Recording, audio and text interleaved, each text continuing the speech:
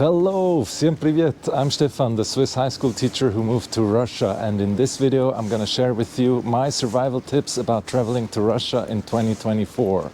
They could quite literally save you from getting a black eye. Поехали! Now the first thing that you have to keep in mind is that Russia is a pretty special country to travel to at the moment, of course. It's under sanctions and probably, I would say, it's more of a thing for a more experienced traveler. Although it's you will still get the visa, and basically it will be very interesting for you to travel here. But there are definitely a couple of things that you have to know before you come here, and I'm going to tell you about that now. Tip number 1. Of course, the first thing to talk about is how to get to Russia in the first place in these times, because there are no more direct flights from any Western countries, but there are still a couple of options. The option that I usually chose was to fly via Estonia, Tallinn, and take a bus to St. Petersburg. If you want to get to St. Petersburg, that's a pretty good option, but you have to keep in mind that now you have to wait at the border in Narva. That's the border crossing in Estonia to Russia. You have to wait about up to 6 hours or even longer. So just for a long weekend to come to St. Petersburg is probably not worth it. I hosted a couch surfer from Germany who came to St. Petersburg, and what she saw at the border was pretty crazy. Can you quickly tell us what happened at the border between Estonia and Russia when you tried to cross it?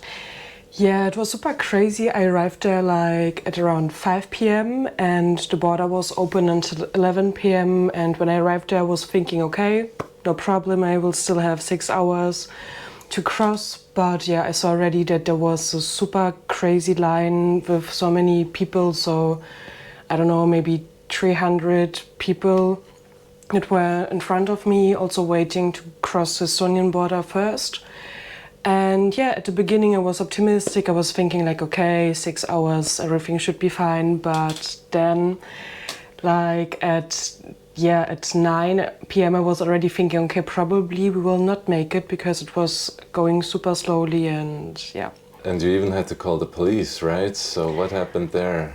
Yeah, so at the end, So you stayed the night, right? Yes, I couldn't cross the border, so I decided just to stay the whole night there because I was scared if I will leave, then I have to wait the next day again a long time. So I decided better just to stay there, and like maybe 15 or 20 people slept there at the border and they wanted to cross it in the morning first. Of course. But then the locals came and they were like, no, we have this list and you're not on the list, so you have to go to the back. And then we started to discuss like, hey, no, we stayed here the whole night, so we will not move. And it was a bit aggressive, or not only a bit, it was really aggressive, the situation. And also like big guys came and tried to scare us. And at the end, I just decided to call the police because I was thinking that maybe they will push us away or something, or maybe it will escalate somehow. And then at the end, the police from the border came and they helped us, but still it was until 7 a.m. Like this last 2 or 3 hours were horrible. It was, everybody was super nervous and screaming to each other and... Crazy. Yeah. So just keep that in mind when you're traveling via the Narva border crossing, that it might not be the best experience ever. Another option is to travel via Kaliningrad, the enclave above Poland, and you can fly to anywhere in Russia from there. Another option is to fly via Turkey, via Istanbul, and another option is to fly via Serbia, so Belgrade. These are also options. Usually they are pretty expensive, but you have to check your best options. These are the options in 2024. Tip number 2.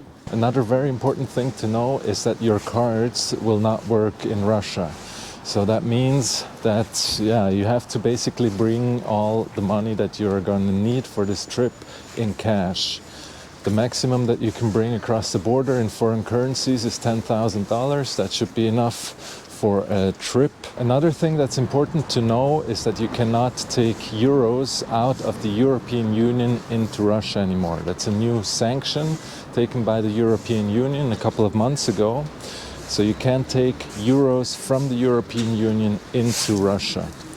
Now, if you fly via Turkey, that's not a problem. From Turkey, you can bring euros. You can also exchange your money into rubles already in Turkey, and they actually offer you a pretty decent exchange rate. Now, when I moved to Russia, I didn't know about this. So, yeah, I moved here, so I brought a lot of money with me. I brought about 9,000 euros, and only in the bus I found out that it's now forbidden to bring euros. So I thought about what to do. You can exchange your euros at the Narva border, but they give you a very bad exchange rate. Now, if you only have a couple of hundred euros, you might consider doing that. Yeah, then it's not really a big deal.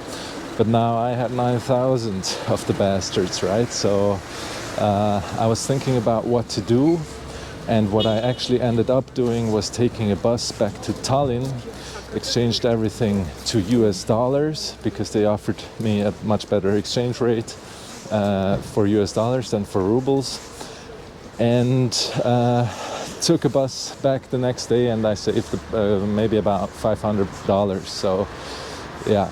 But of course, it would have been nice to know about this beforehand. I would have just exchanged my Swiss francs to US dollars, and then you can already travel across the Narva border without any problems. Now, I also thought about just trying to smuggle the euros into Russia, and it turned out that that would have been pretty easy. They don't check your luggage really well, but I would suggest just bring US dollars and you'll be on the safe side. I didn't want to take any chances. I didn't know what the penalty would be, if they would take all the money from me or whatever, so that was too big of a risk for me to take, but it turned out it would have been pretty easy to do. Once in Russia, you can choose to open an account. That's actually really easy to do, and then you can put all your money on there and just use it with the card like any other normal person. And this might be another tip: sanctions can change pretty quickly, the situation can change pretty quickly, so just keep that in mind. Kind of check out the latest news about sanctions and all of that before coming here. Tip number 3. So the next tip I want to share with you is be careful when talking about politics. Now, generally, I encourage you to do it. It's incredibly interesting to share opinions, to exchange opinions with people here, but you have to be a little bit careful about it. So I witnessed the scene. I was just walking on Zhukovskova, that's like a bar street here in St. Petersburg, and I overheard a conversation of two people talking about the conflict in Ukraine, or the special operation, or however you might call it. And so they were talking about it, they were discussing it. One kind of supported this special operation, and the other one was really against it. And all of a sudden, out of nowhere, comes a third guy, and he kind of grabs the one that was against the special operation and told him, "I'm going to call somebody now, and they're going to put you in jail for 5 years." And he was not joking. The argument continued. The guy who joined the conversation hit the other one in the face. That one threw beer all over him, so it was this kind of a situation. Now, I talk about politics with people here all the time. I think it's incredibly interesting, and you can definitely do that. Just be careful when doing it. I mean, from this scene that I've just described, the one that was against it kind of left the scene, the other one stayed, and I actually started talking to the other one, and I had quite an interesting conversation with him, and I could even share my opinion with him, and it was calm, it was okay. You can also just kind of check the grounds, you know, with a couple of questions, see where the person is coming from, what kind of opinion he probably might have, just to be on the safe side and kind of judge the situation. Think about what you can and can't say with this person. Also, really important, don't try to force your opinion on anybody. because yeah, I mean, it's not gonna bring anything to anyone. But again, just be careful about it, be calm about it. It's okay to disagree, you don't have to convince anybody, they don't have to convince you, and then it's all gonna be interesting. Kind of be open also for their opinion. I think that's extremely important, right? You are a guest in this country, and if you're not interested in what they have to say, then they're going to realize that very quickly, and it's not going to be an interesting conversation. You might also be confronted with some pretty wild stories, especially about what's going on in the West. But that's also interesting, right? To find out where the person is coming from, where he gets his information from, and so on. And it's obviously interesting what kind of stories are being spread here. You can also just tell the person politely that this is propaganda, that it's not actually like this in the West. You are from there, right? So you are kind of an expert on that, and they definitely take that pretty well. Just be aware that you are also probably in kind of an information bubble, and be open to what you hear. Of course, don't believe all the wild stories, that's not what I mean, but a lot of things are very interesting because they also contain a certain amount of truth in them. And it's very interesting to kind of see the whole thing through different eyes. I mean, you're going to talk to people who are from a completely different world, who are from a completely different kind of information bubble than you are. And it's interesting to share opinions, to share facts, right, with each other, and kind of see what people here believe. So you kind of have to have an open mind for a different view, as Metallica would put it. Tip number 4. The next big tip, but also the most difficult one, is language. Now, many Russians don't speak English that well, and I assure you that you will have a completely different experience here if you speak Russian as opposed to not speaking Russian. I'm definitely going to make a video about how to learn Russian as an adult.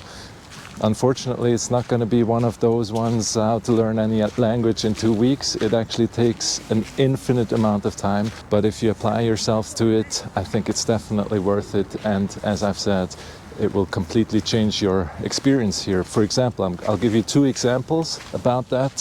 So once I was just standing in the street and an old lady kind of came to me and started like shouting at me and blah, blah, blah, blah, blah, blah, blah, blah, blah, blah, blah.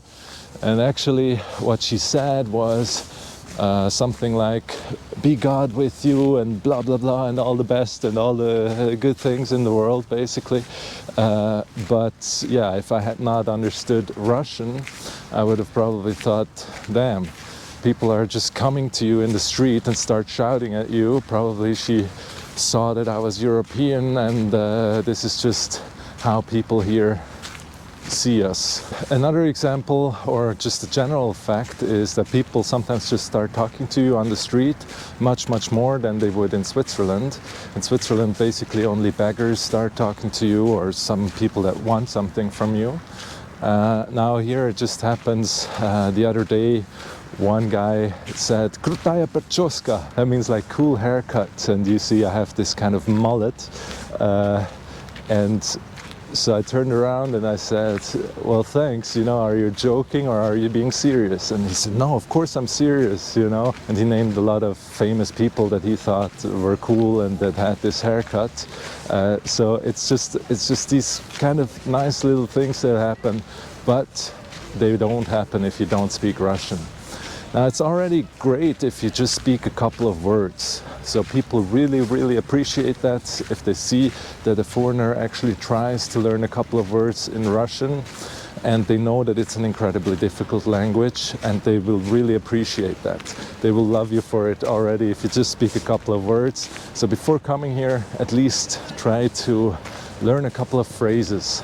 And again, many Russians don't speak English well, even in St. Petersburg, even in Moscow. So it's just such a big key to this country if you do speak it. Tip number 5. But now finally, let's get to the juicy story you've been all waiting for. So yes, the guy in the picture is me, and that actually happened on my very first day when I came to Russia for the first time. So there's this famous scam in Russia where girls try to get you to a kind of bar or whatever, and there the prices are just exorbitant, right? Very, very expensive. They just kind of start talking to you, say, oh, you know what, we know a great place over there, let's go there. Sometimes they're alone, sometimes they are in twos, and they try to get you there. Now, if you end up being in such a situation, the police doesn't really help you. So, I mean, you were there, you didn't look at the menu, at the prices, and you of course have to pay what you consume. So the police really doesn't help you if you end up in such a situation.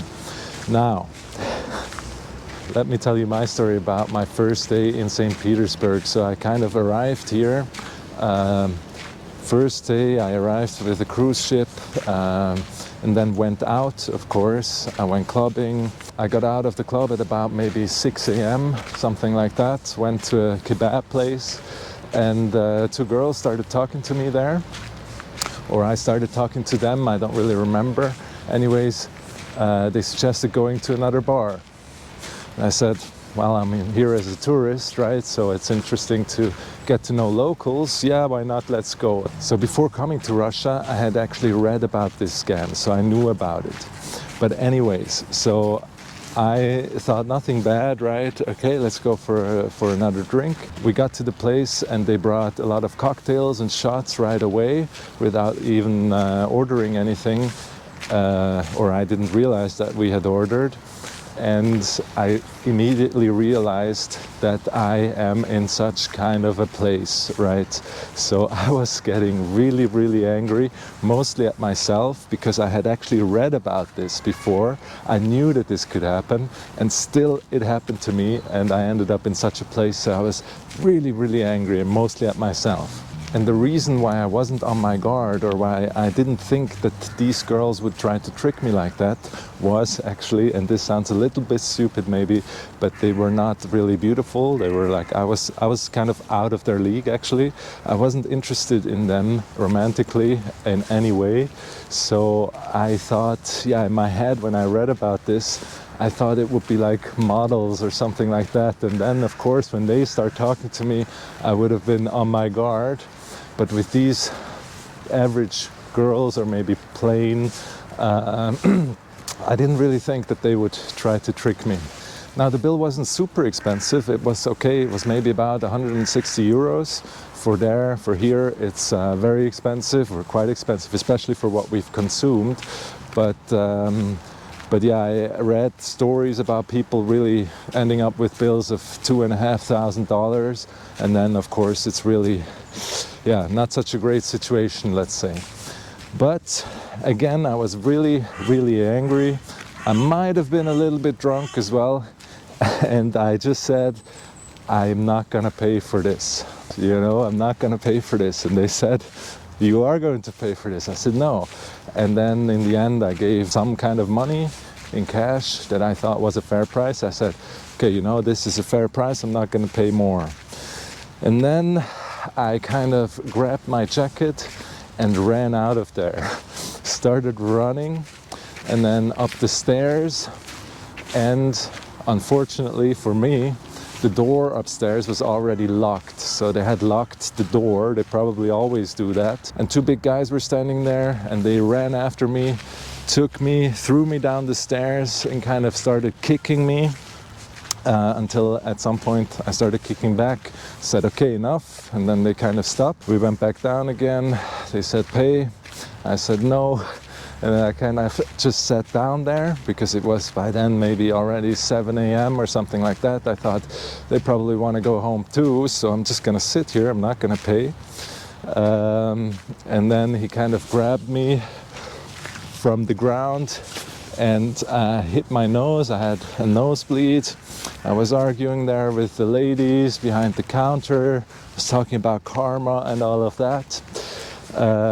In the end, I said, okay, you know what, I'll pay, but only for myself. I never said that I was gonna invite any of the ladies, right? Fair, right? But no, it's in Russian culture, you really, as a man, you have to, of course, invite the ladies. And they said, no, you're going to pay for the whole thing. In the end, we were there for quite a long time. In the end, we agreed to some kind of sum, maybe 120 euros. I said, okay, all right, you know, I wanted to get out of there as well. Put my card on there, declined. So then I just kind of gave the rest of my cash money, which was maybe about 80 euros. And then they said, okay, get out of here, you know, and I left. Yeah, but the funny thing about that is my knee hurt about 1 month after that, and it really wasn't worth it. So if you are in such a situation, you didn't think about it, just be calm about it, fuck it, you know, pay for the drinks. When I edited this video, I realized that I told 2 stories about violence. And I do believe that the threshold to use violence is maybe a little bit lower in Russia than, let's say, in Switzerland. And I'm definitely gonna make another video about violence in Russia. I think it's a very interesting topic. But generally, I really do believe that you can feel completely safe. I now, here in Russia, feel completely safe. I think it's even safer than many cities in Europe, for example, Paris or London, or New York, or I mean South Africa, where everybody travels to, right? So I do believe that Russia is a really, really safe place. You can find people just walking around, also girls in the middle of the night alone, and they all feel very safe when I talk to them. So that's not really going to be a problem for you. Just stay out of trouble and follow these tips that I gave you in this video. So kind of be careful when talking about politics, pay for your drinks, what you consume, and then you really won't have any problems. I'm sure of that, or the chance that you will have any problems is really, really super, super small. So please don't be discouraged about traveling to Russia. I do believe, honestly, that it's actually a really, really safe place. And that leads me to my next tip. Tip number 6. Now the next tip, don't be afraid to talk to anybody. People are really, really nice here, especially if you are the one talking to them, right? It's like anywhere in the world, probably. This is a general travel tip. The people who are starting to talk to you are usually the ones that try to trick you or whatever. But when you talk to somebody, when you start talking to somebody, then they're usually the nicest people. So don't be afraid of that. People are very, very open. Many here still do speak English, and yeah, don't be afraid of that. Don't be afraid of people. They are really, really good people. Also, something that you might not be used to is that people quite quickly invite you to their homes. You can definitely accept the invitation. It's completely safe. They are completely good.